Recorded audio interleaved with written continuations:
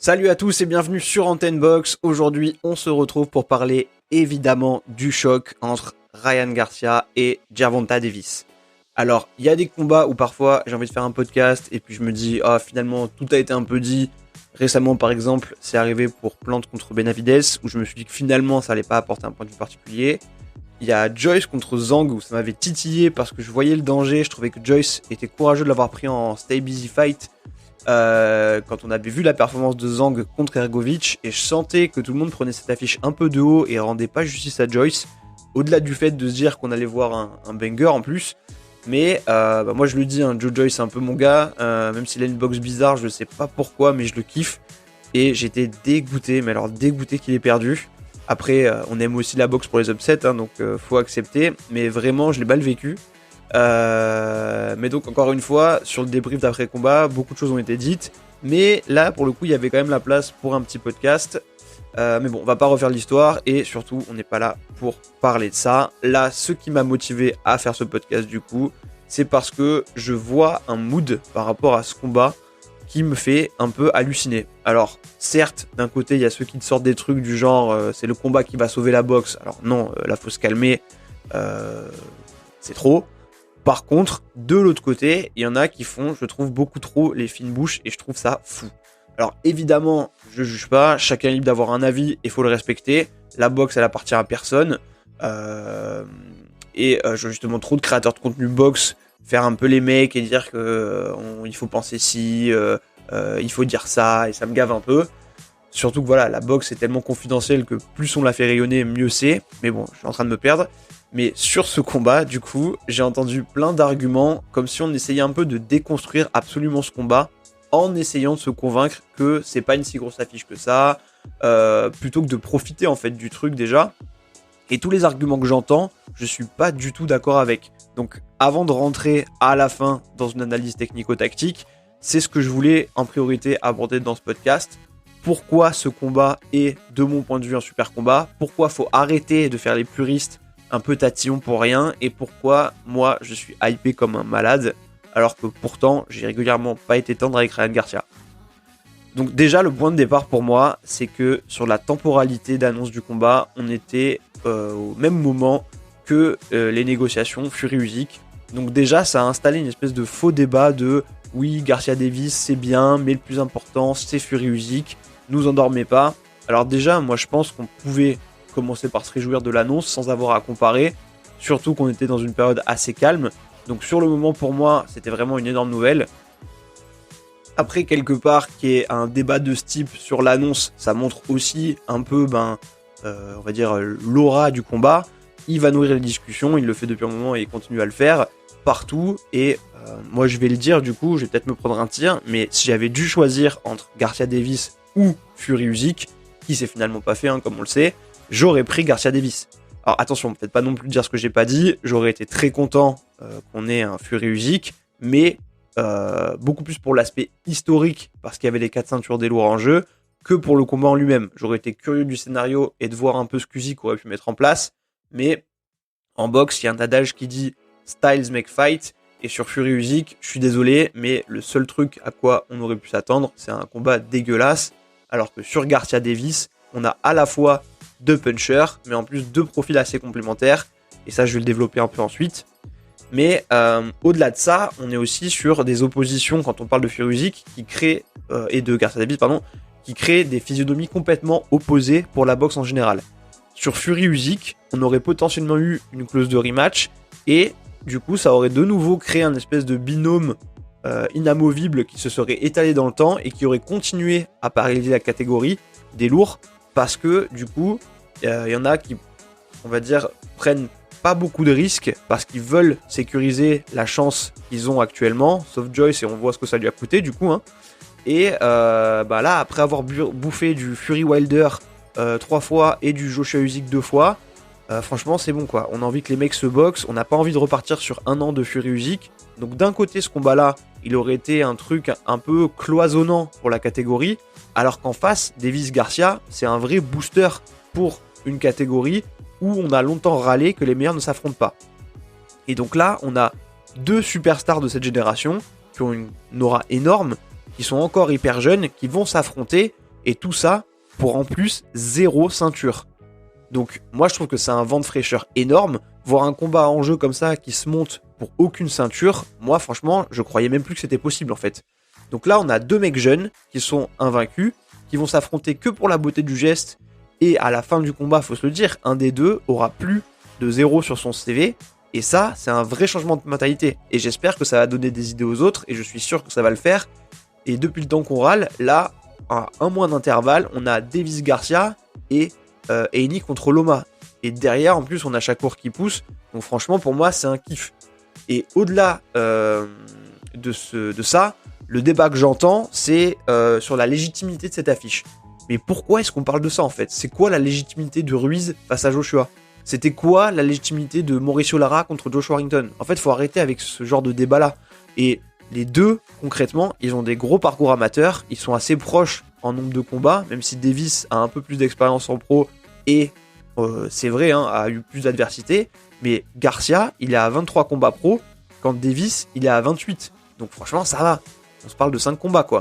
Et après, on parle aussi un peu négativement sur le côté star, mais c'est des boxeurs avant d'être des stars surtout. Et tous les deux, je l'ai déjà dit, ils sont invaincus, et chacun à leur échelle, ils ont prouvé des choses. Donc même si j'ai souvent été très dur avec Garcia, il s'est relevé contre Luke Campbell, qui était un peu un espèce de gatekeeper, et il a réussi à le finir. J'ai beaucoup aimé ce qu'il a proposé contre Fortuna, et si lui se sent de passer l'étape encore supérieure, let's go quoi. Et en vrai, on veut qu'il boxe qui avant ? Qu'il boxe Yoshino, qui a boxé Shakur, qui boxe Berinchik, qui boxe Cruz, qui boxe Jamaine Ortiz. Alors ok, c'est pas mal, parce que c'est eux les derniers steps finalement entre un Fortuna et les tops que sont les Haney, les Shakur, les Loma, même pourquoi pas les Frank Martin. Mais en vrai, est-ce que ça apporte quelque chose ? S'il veut aller direct sur Davis, qu'il y aille en fait. Surtout que là en plus je parle des légers, mais Garcia il est passé un peu en super léger, donc c'est normal et c'est positif qu'il cherche un vrai défi à ce niveau-là, parce que sur les super légers, ce qu'il va devoir aller chercher, c'est des Prograis, des Lopez, des Ramirez, et en intermédiaire, qui on a aussi encore ici. On aurait pu parler peut-être d'un Comé Garcia, mais vu là où on est Comé aujourd'hui, je pense même pas que c'est intéressant. Donc, pour moi, c'est le bon moment, ça va dans une dynamique de progression qui est logique. Oui, c'est un step important, mais franchement, chapeau à lui de le prendre plutôt que de stagner, en fait. Et ça va être, et c'est déjà... ce combat, cette affiche, un gros show qui met de la lumière sur la boxe. Et moi, pareil, je kiffe quoi. Franchement, les conférences de presse, tous les contenus qu'il y a, moi je me régale. Je vois même des mecs qui s'intéressent normalement pas du tout à la boxe, qui like des posts sur Instagram sur le sujet. Donc c'est cool. Je préfère qu'on fasse du bruit autour de ça que de Jake Paul, clairement. Et au-delà de cette affiche-là, on a aussi une super sous-carte. On va avoir Morel Jr. contre Falcao et Rosado Melikuziev 2. Et c'est très cool aussi. Mon seul regret finalement, c'est que le combat se fasse à un catchweight, parce que ça apporte un peu de bizarrerie et un manque de lisibilité pour les non-initiés. Mais bon, c'est un peu anecdotique, et là pour le coup vraiment je chipote pour chipoter. Et par rapport à ça, d'ailleurs le catchweight, le truc qui me rassure, c'est qu'ils ont fait le poids correctement les deux, et du coup j'ai pas l'impression que ça va être un enjeu le poids sur le combat. Surtout que Garcia pour le coup est quand même assez jeune encore. Même s'il était marqué, donc je pense que voilà, il n'y aura pas d'impact du poids sur les performances. Le dernier point, avant de rentrer dans l'analyse technique, c'est quand j'entends c'est trop tôt pour Garcia. Ça va un peu avec le point que je viens d'aborder, mais justement, pour moi, c'est pas trop tôt du tout. Parce que derrière ce combat, là, ils auront encore le temps de continuer à avancer, de progresser et de nous faire pourquoi pas la revanche. Et d'autres combats, et de se tester aussi avec les autres, parce qu'ils auront justement plus rien à perdre. C'est maintenant en fait qu'il faut que ces combats se passent, si on veut que ça ait de l'écho derrière et que ça enclenche d'autres trucs. C'est pas comme Bivol Beterbiev qui vont se boxer quand ils seront en mode fossile quoi. Là, on est dans l'épreuve du feu, c'est comme à l'époque des Four Kings où on les a comparés. Si on veut avoir le temps qu'ils se reboxent et que ça crée des trilogies, des duels, des trucs, il faut que ça se passe maintenant. Donc pour moi, le c'est trop tôt, c'est faux en fait. C'est parfait que ça arrive maintenant.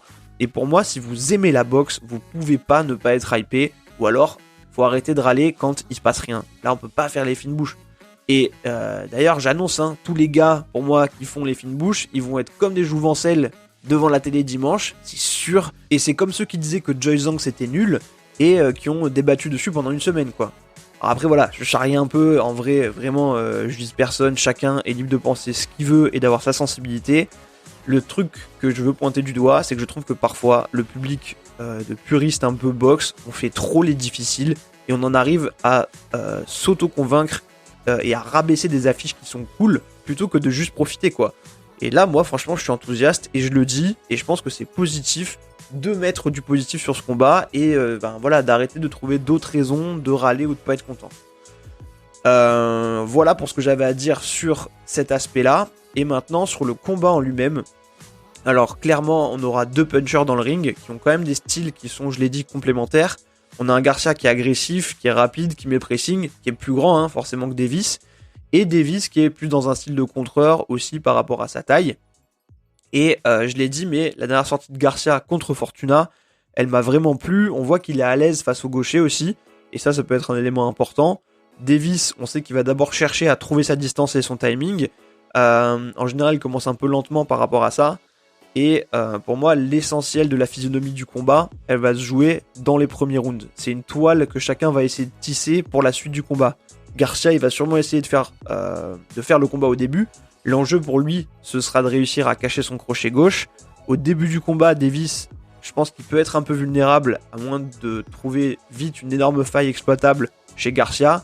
Mais ensuite, si ça dure et qu'il arrive à trouver sa distance et son timing, ça peut se corser pour Garcia.